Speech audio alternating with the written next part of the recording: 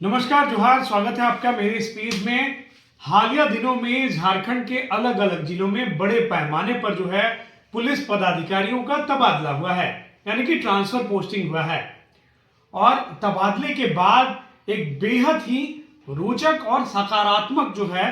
वो सूचना आ रही है। ये जो सूचना है वो आपके लिए और हमारे लिए भी बेहतर हो सकती है और बेहतर संदेश आने वाले दिनों में ला सकती है। जी हाँ, अब थानेदार बनने के लिए यानी कि दरोगा जो होते हैं वो थाना प्रभारी जब उनको बनाया जा रहा है, उसके पहले जो जिले के पुलिस कप्तान हैं वो इनका इंटरव्यू ले रहे हैं। और ये इंटरव्यू थाना प्रभारी जिन्हें बनाया जा रहा है उनसे यह इंटरव्यू लिया जा रहा है। उनके कार्य के विषय में इंटरव्यू लिया जा रहा है, कैसे वो कार्य करेंगे ये इंटरव्यू लिया जा रहा है। अब तक उन्होंने कितने ब्लाइंड केसेस सॉल्व किए हैं महिलाओं के मामले में या बच्चों के मामले में, किस तरीके से वो और कितने संवेदनशील हैं और किस तरीके से मामले को सुलझाते हैं, किस तरीके से जब संवेदनशील विषय है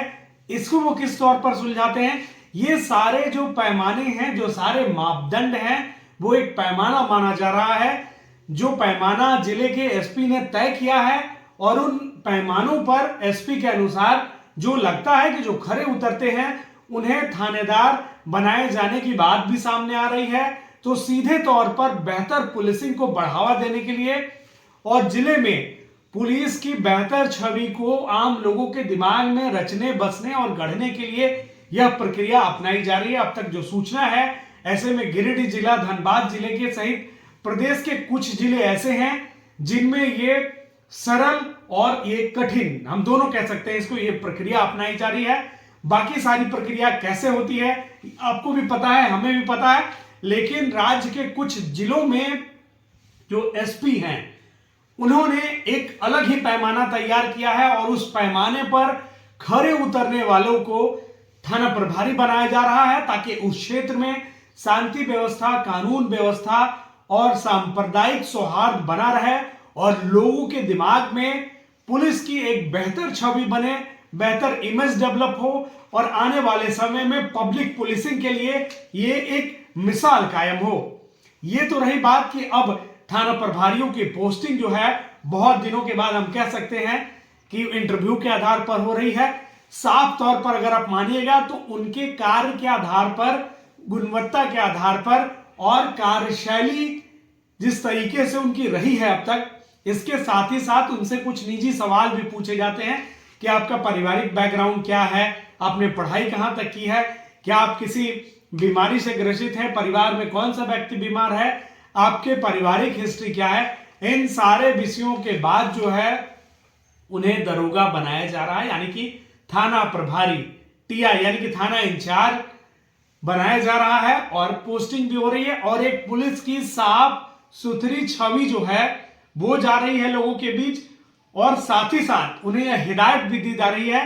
कि जिस तरीके से आपको थाना प्रभारी बनाया जा रहा है वह जिम्मेवारी आपको भी दी जा रही है कि आप पुलिस की साख को, पुलिस की इमेज को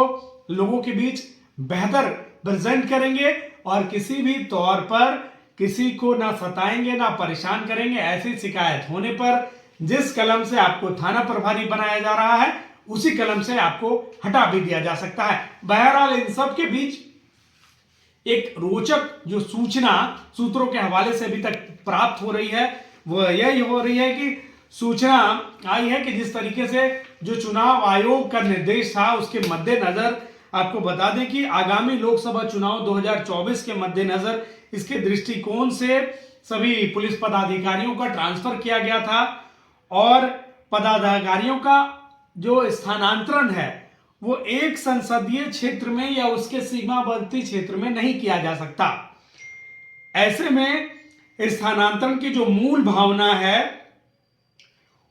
उसको कहीं ना कहीं ठेस अगर पहुंचता है तो ऐसी स्थिति में जिन पदाधिकारियों का स्थानांतरण एक ही लोकसभा में किया है उसे बदला भी जा सकता है। निश्चित तौर से यह बड़ी जानकारी है और यह महत्वपूर्ण जानकारी है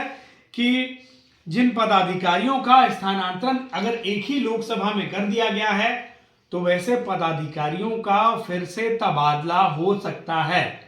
ये सूत्रों के हवाले से हमारे तक में जो जानकारी पहुंची है वो जानकारी हम आप तक पहुंचा रहे हैं कि हो सकता है आपके क्षेत्र में जो थाना प्रभारी या जो पुलिस पदाधिकारी गए हों, उनका तबादला किसी अन्य जिले में भी किया जा सकता है। क्योंकि साफ साफ जो निर्देश था, जो सूत्रों के हवाले से हमें जानकारी मिल रही है कि एक संसदीय क्षेत्र में कई विधानसभा आते हैं और कई बार ऐसी बात आती है कि एक दो जिले जो है उनके विधानसभा को मिलाकर एक संसदीय क्षेत्र बनता है। ऐसी स्थिति में एक जिले से दूसरे जिले अगर आप जाते हैं और वो जिला उसी संसदीय क्षेत्र में आता है, तो कहीं ना कहीं आने वाले समय में अगर ये बात में सच्चाई अगर होगी या ये बात अगर सूत्रों के हवाले से सच होगी,